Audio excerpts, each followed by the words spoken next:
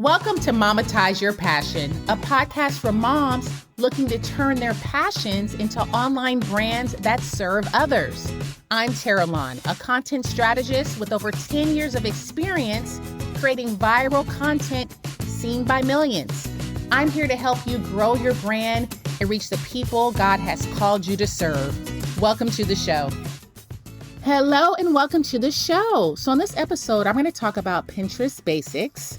Now, I am not a Pinterest expert. However, over the years, I've seen hundreds of thousands of views and hits that have pointed people to my different areas of my brand, whether it's my blog, my podcast, newsletter, etc. I'm also going to talk about 10 places that you can point Pinterest to so it can increase your brand's visibility.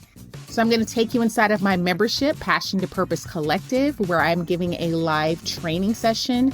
You definitely want to take some good notes because this is an episode you do not want to miss. All right, let's get into it.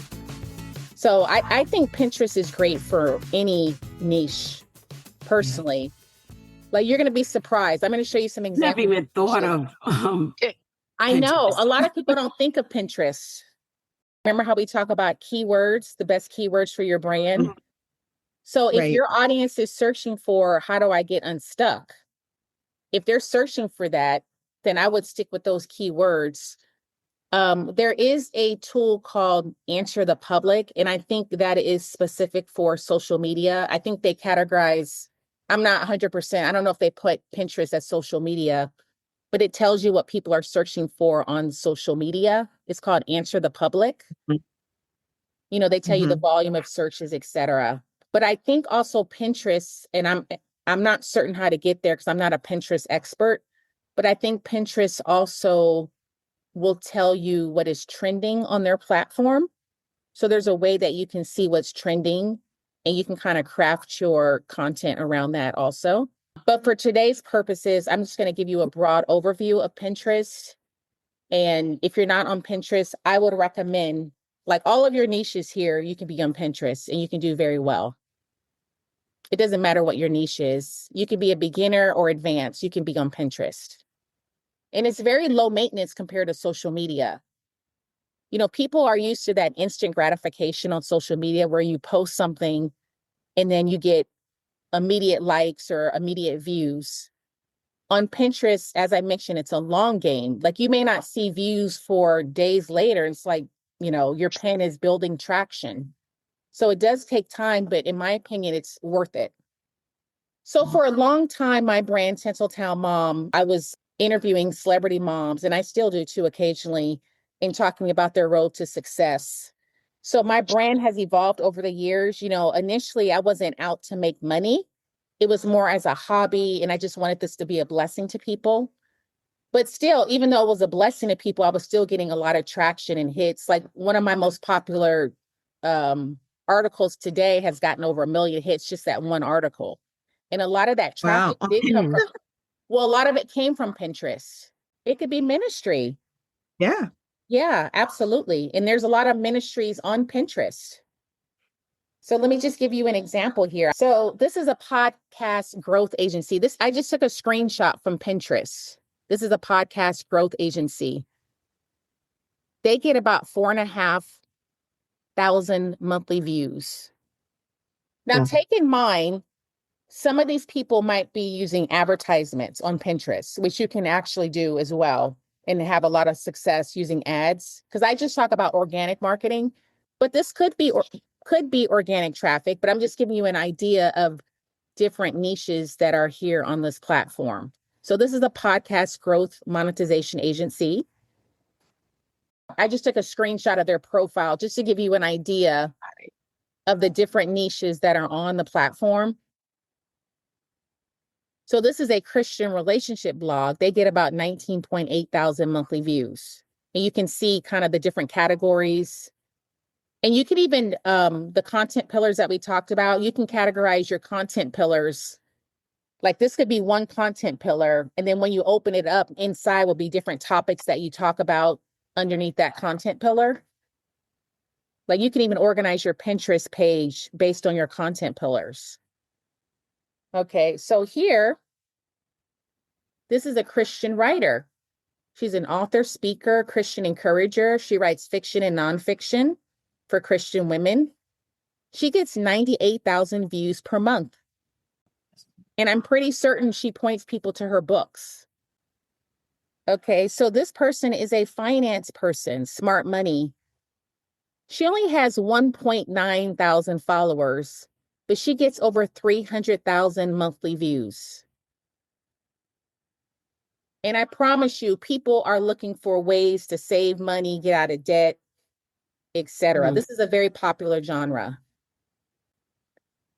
So this next one, okay, this is also another dating one. She gets over 400,000 monthly views. And again, some people may be using ads to bring people to their platform, but it's still a lot. It's still a lot of people looking at their content. I had to have one about gardens. I was trying to find succulents. This is a garden DIY profile plus recipes. She only has 43 followers and she has over 800,000 monthly views. Wow. That sounds crazy. So I'm going to talk about 10 places you can drive Pinterest traffic to. You're going to be amazed. So you can drive them to your website or your blog. Like you can post something or pin something on Pinterest and send them directly to your blog. The second way is you can send them to a freebie that you have or a lead magnet that could actually open up the doors for them signing up for your newsletter. You can lead them to an online course or your group project or whatever, your group program, like whatever it is. The fourth way is you can lead them to your products or your online store.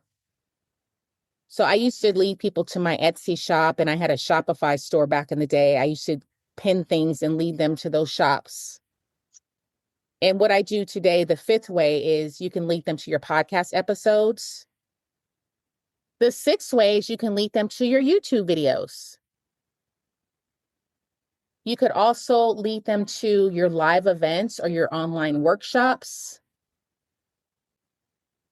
You can lead them to a membership or your community sign up. The ninth way is you can lead them to your books. Like you can literally lead them to Amazon or to your website or wherever you are selling your books.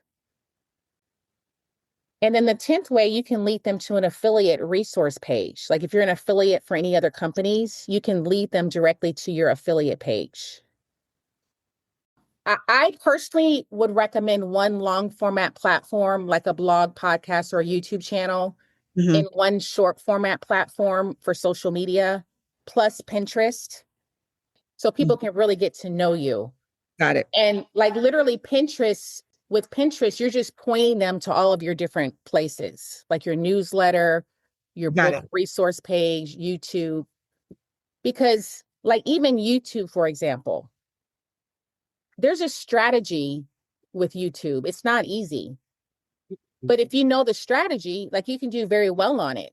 But if you're spread so thin, it's hard to really be on it the way that you need to be on it. Unless you're going to commit to being on it in the way that's going to help you grow.